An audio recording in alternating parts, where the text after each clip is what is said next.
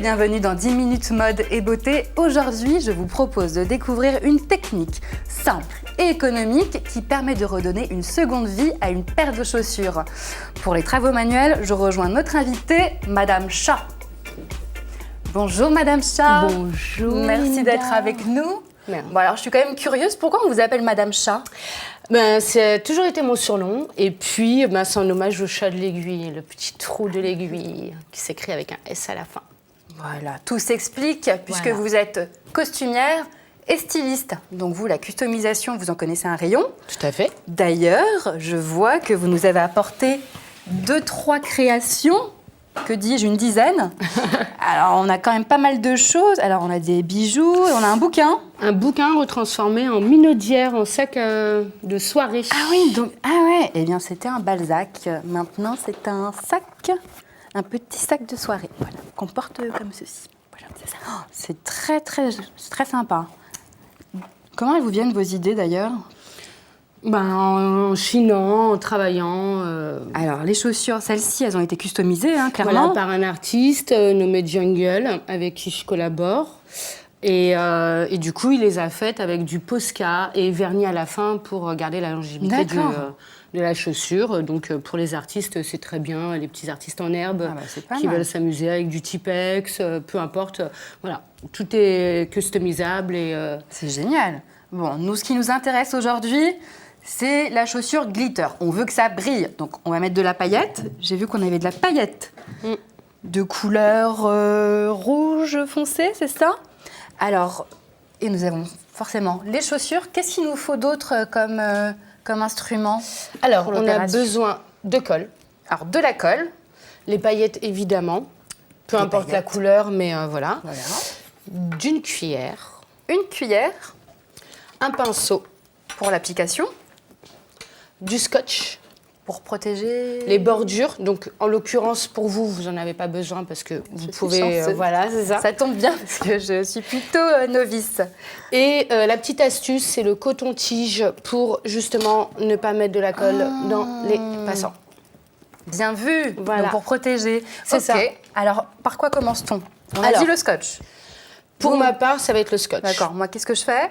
Déjà, vous pouvez préparer, donc mettre de la colle dans le petit bol orange et la paillette que vous allez mélanger. Alors, c'est une colle à bois, c'est bon à savoir. Hein. Voilà. Ne mettez pas n'importe quoi. Ok, alors un petit peu de colle. En quantité, qu'est-ce que je mets, Madame Chat? Vous pouvez carrément... voilà. Ah oui, on y va. Vous allez en avoir besoin. Oui, en plus, beaucoup. On fait les deux paires. Bah oui, on va tout recouvrir. Oui, c'est ça. Ok. Donc, on y va. C'est ça? Vous me dites stop, hein, que je fasse pas de bêtises. Allez-y, allez-y. Comme ça. Voilà. Très bien. On est bien. Là. Ok. On est bon. Et ensuite, qu'est-ce que je... On met les paillettes. Ah, les paillettes. Donc, vous allez ouvrir de la même manière. Ok. Et alors, en quantité, allez-y. J'y vais.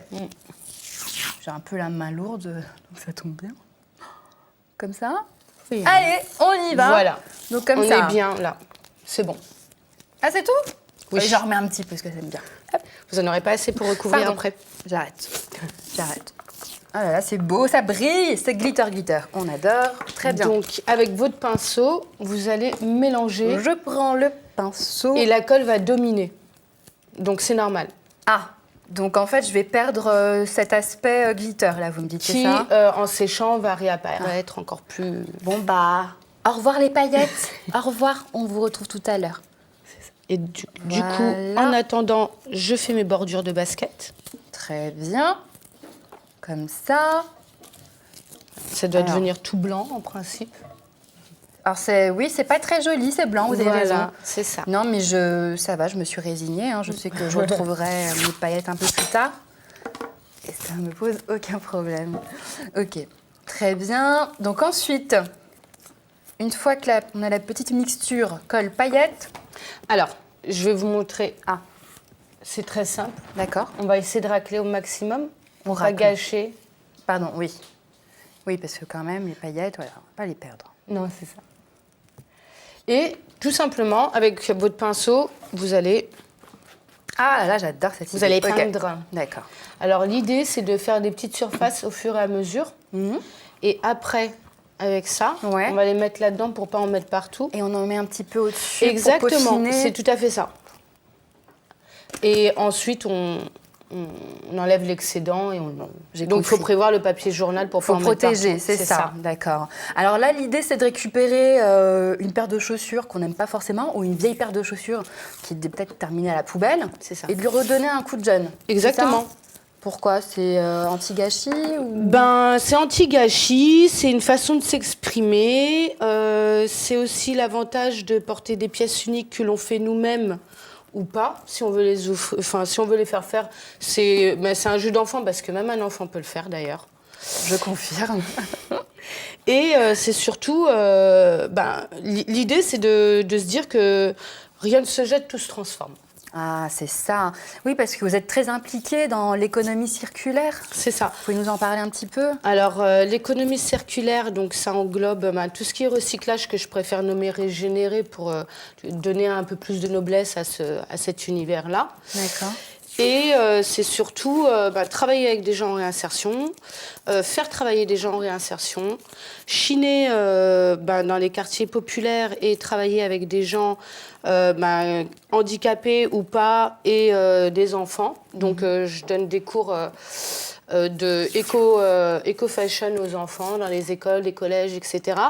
pour justement leur montrer qu'il ne faut pas subir l'ascenseur social qui est imposé par l'orchestration médiatique, mais surtout revendiquer d'où on vient et assumer notre classe sociale, parce que le vrai luxe, pour ma part, c'est de faire des pièces uniques, en sachant d'où vient la provenance de nos produits, même si elles sont usagées, mais même si ça date de longtemps, on sait que la longévité du produit est plus conséquente qu'aujourd'hui, où ils sont traités, sous-traités, maltraités.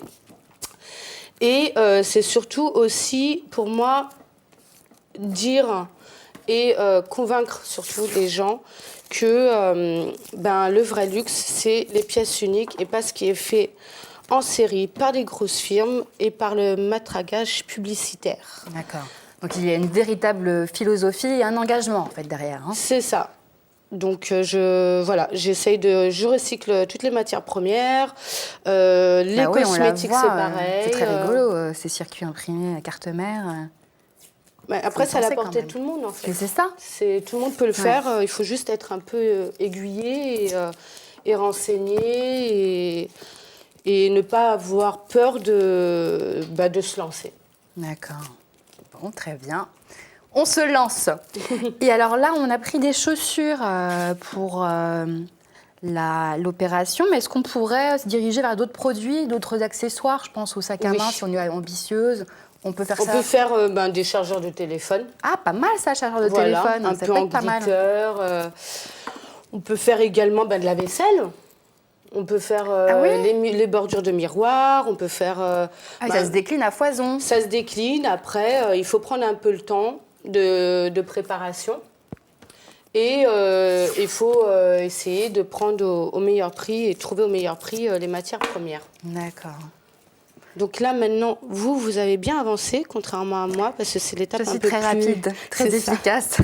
Donc maintenant, ce que vous pouvez faire en attendant... Pardon, oui. Du coup, c'est prendre... Comme ça. Je fais le talon? Vous le ferez après, parce que vous en aurez besoin pour tenir et vous n'aurez pas de colle entre les mains. Allons-y. Et donc là, on va... Ah oui, on y va. Oui, vous n'avez pas le choix, en fait. On se poudre et on... Voilà. Très bien. Et on comble les trous. On comble les petits trous, oui, puisque là, ça ne ressemble pas à grand-chose. Et nous, on échange. On travaille dessus. D'accord. Je vous laisse ça. Merci beaucoup. L'avantage, je travaille à 4 heures. Et puis, autrement, j'y pense, on aurait pu conserver la chaussure noire et puis juste recouvrir la semelle aussi. Oui, alors le problème de la semelle, si vous le faites, c'est possible, évidemment. C'est juste que, en marchant, ça ne va pas tenir. Bon. Vous pouvez faire une délimitation là, avec du scotch. Oui. Comme ça, vous avez vraiment cette partie-là, d'une autre couleur, d'autres paillettes. Et comme ça, même si ça s'use ici, ça ne se usera pas là. Sinon, si on ne veut pas les user, on les porte à la maison. Voilà, on se fait plaisir. C'est un petit plaisir à la maison. D'accord.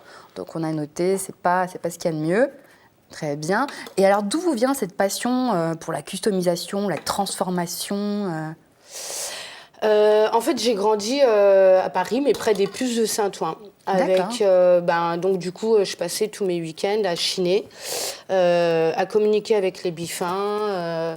Voilà, j'ai grandi là-dedans, donc du coup, c'est quelque chose dans lequel j'ai baigné. Et j'ai toujours su que je voulais être styliste, donc j'ai fait une école dans le vêtement sur mesure et accessoires. D'accord. J'ai appris toutes les techniques d'artisanat, le savoir-faire à la main, les coutures main, etc.